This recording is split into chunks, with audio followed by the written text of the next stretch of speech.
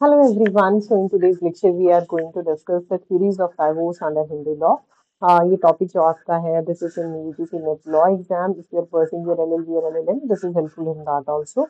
सो Hindu law में जो है there are three theories of divorce. That is, first one is fault or guilty theory, second is divorce by mutual consent, and the third one is that is irreversible breakdown of marriage. सो अगर हम first theory की बात करें that is fault और guilty theory.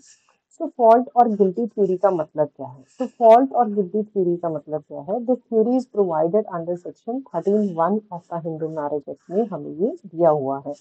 सो 13(1) में what is given is आपको 9 grounds दिए गए हैं जिनके बेसिस के ऊपर जो है हस्बैंड एंड वाइफ जो है दोनों ही डाइवोर्स ले सकते हैं.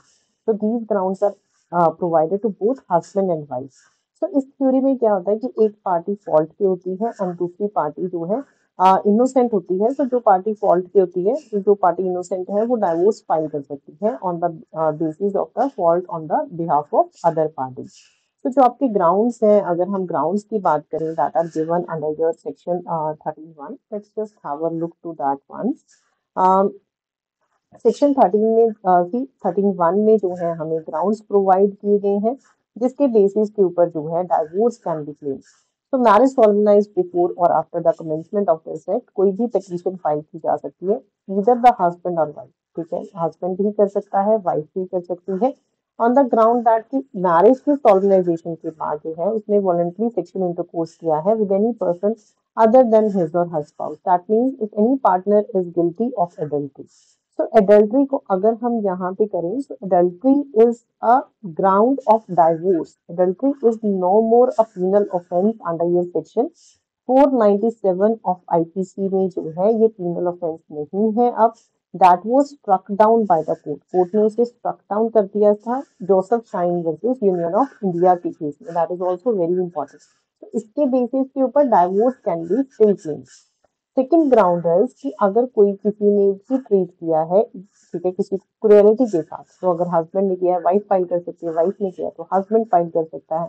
अगर डिजर्ट किया है पिटिशनर ने कंटिन्यूस पीरियड, अगर डिजर्शन है 2 साल तक जो है डिजर्ट किया है, कोई भी हस्बैंड वाइफ का रिलेशनशिप नहीं है, immediately proceeding the presentation of the petition, जिस दिन पिटिशन फाइल की है, ठीक है, 2 साल से ज्यादा हो चुके हैं, नॉट लेस देन 2 साल होने चाहिए तब तक, तो डिजर्शन के ग्राउंड के ऊपर जो है डाइवोर्स को क्लेम किया जा सकता है. अगर दोनों में से कोई भी पार्टी कन्वर्जन कर गया किसी और रिलीजन में, then on that ground also divorce can be claim. अगर पार्टी जो है अनसाउंड माइंड की हो गई है एंड ये जो है अब नहीं साथ में दिया जा सकता, रीजनेबली जो है पॉसिबल नहीं है, on that ground also divorce can be filed.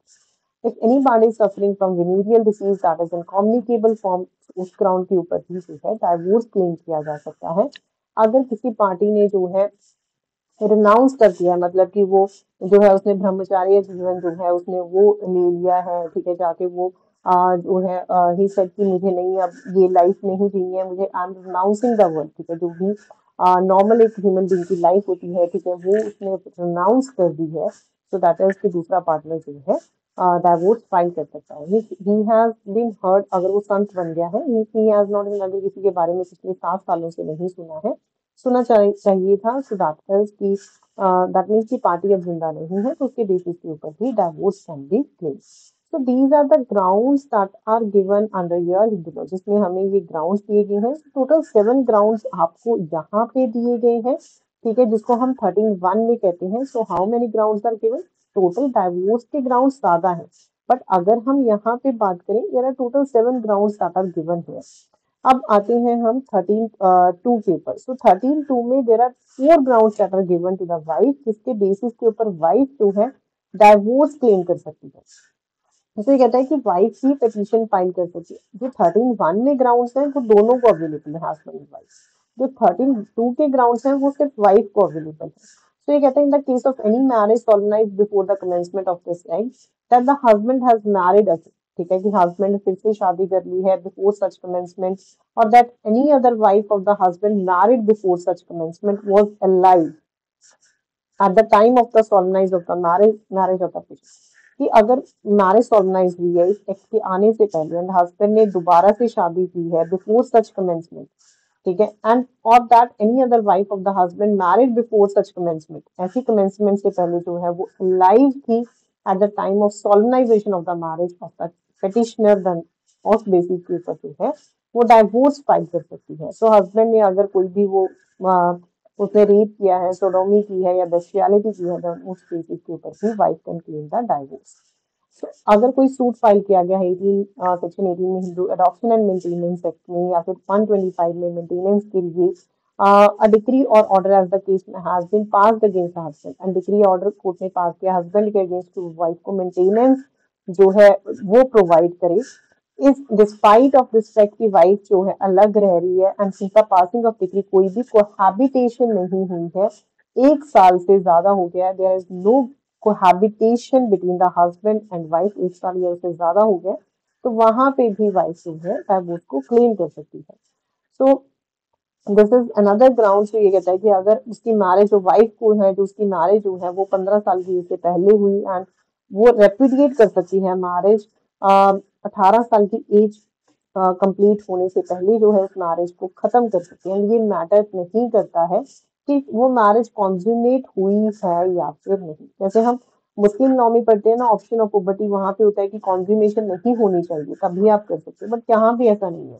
This doesn't matter whether the marriage has been consummated or not. So this is the guilty or fault theory जो हम सॉरी सेक्शन 13 में पढ़ते हैं, जिसके बेसिस के ऊपर जो है वाइफ जो है डाइवोर्स क्लेम कर सकती है। अब हम सेकंड थ्योरी की बात करते हैं। तो सेकंड थ्योरी है that is consent theory, that is given under your section 13B में हमें जो दिया हुआ है। सो कंसेंट थ्योरी का मतलब क्या होता है? सो इसमें क्या है कि पार्टीज फ्री है मैरिज को डिसॉल्व करने के लिए, जैसे कि वो फ्री है उसमें एंटर करने के लिए। तो अगर दोनों पार्टीज को लगता है कि वो अब साथ में नहीं रह सकती हैं, they have been living separately for a period of 1 year more कि अब वो साथ में नहीं रह सकती, दे हैव म्यूचुअली एग्रीड कि मैरिज डिसॉल्व होनी चाहिए, so that they can file a petition to the district court. तो वो डिस्ट्रिक्ट कोर्ट में इस पिटीशन को फाइल कर सकती है म्यूचुअल डाइवोर्स के लिए। तो अगर वो ऐसी एप्लीकेशन को मूव करती है तो 6 महीने का उनको टाइम पीरियड दिया जाएगा, कूलिंग ऑफ पीरियड दिया जाएगा, जिसमें से वो पिटीशन प्रेजेंट करती है, इमीडिएटली डाइवोर्स नहीं देगी कोर्ट। एंड 18 महीने से ज्यादा नहीं, मतलब कि 1 साल तो पहले हो गया कि वो सेपरेटली रह रही है, 6 महीने वैसे होगी तो total 18 months after the set date if the petition is not withdrawn. अगर पिटीशन विथड्रॉ नहीं की गई है तो कोर्ट अगर सेटिस्फाई हो जाती है दोनों पार्टीज को सुनने के बाद कि अब ये साथ में नहीं रह सकती है, तो मैरिज को डिसॉल्व कर दिया जाएगा from the date of the decree. तो किस दिन से मैरिज को हम डिसॉल्व मानेंगे? Declaring the marriage to be dissolve with the effect from the date of the decree. अब ये 6 मंथ का जो पीरियड है इसको वेव ऑफ किया जा सकता है, देयर आर सर्टेन कंडीशंस जहां पे ये 6 मंथ का पीरियड जो है कोर्ट वेव ऑफ कर सकती है। So this was the second theory, consent theory. अब हमारी थर्ड थ्योरी आती है जो हम पढ़ते हैं, that is irretrievable breakdown of marriage. ठीक है, थर्ड थ्योरी का नाम क्या है आपका? That is irretrievable breakdown of marriage, that is dealt under your 13(1)(b).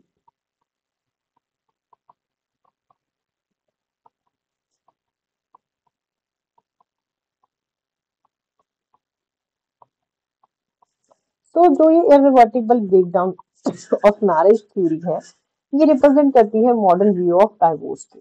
सो ये कहती है कि जो पर्पस है डाइवोर्स का, that was not to punish the guilty but to protect the innocent spouse.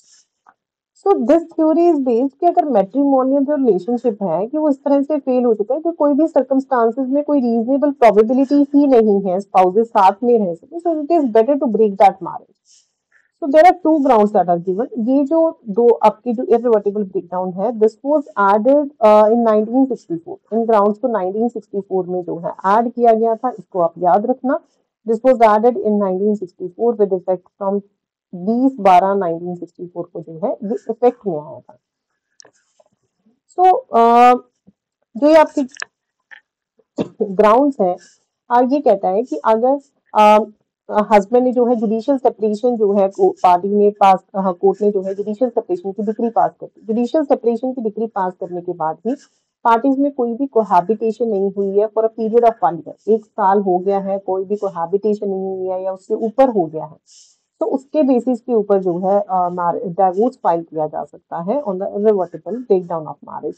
अगर कोर्ट ने आरसीआर की डिग्री पास कर दी है, रेस्टिट्यूशन ऑफ कॉन्जुगल राइट्स, ठीक है, जो है कोर्ट ने पास किया है डिग्री, एंड कोई भी पार्टीज के बीच में कोई भी रिजम्पशन नहीं हुई है, कोई कोहैबिटेशन नहीं हुई है, there has been no restitution of conjugal rights, party साथ में नहीं आई है, 1 साल हो गया है, उससे ज्यादा हो गया है, देन उस बेसिस के ऊपर जो है डाइवोर्स की पिटीशन फाइल की जा सकती है for the dissolution of marriage by decree on this ground. So there are two grounds on the irreversible breakdown of marriage.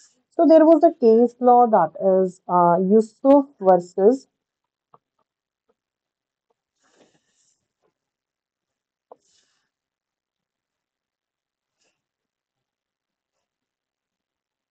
Yusuf versus, that is Sovarama.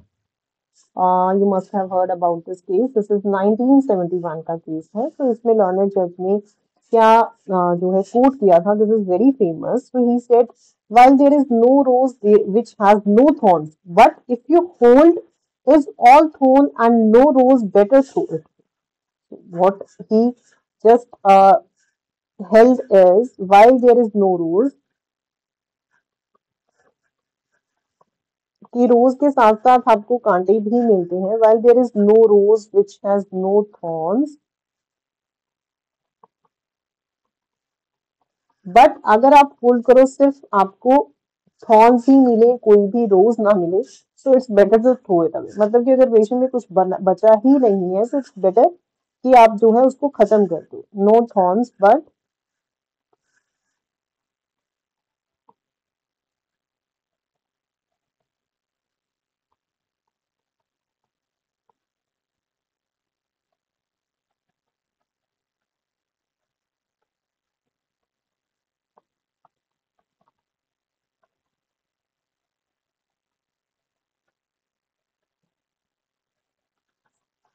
so this is what the learner judge held in this case. So these are the three theories of divorce.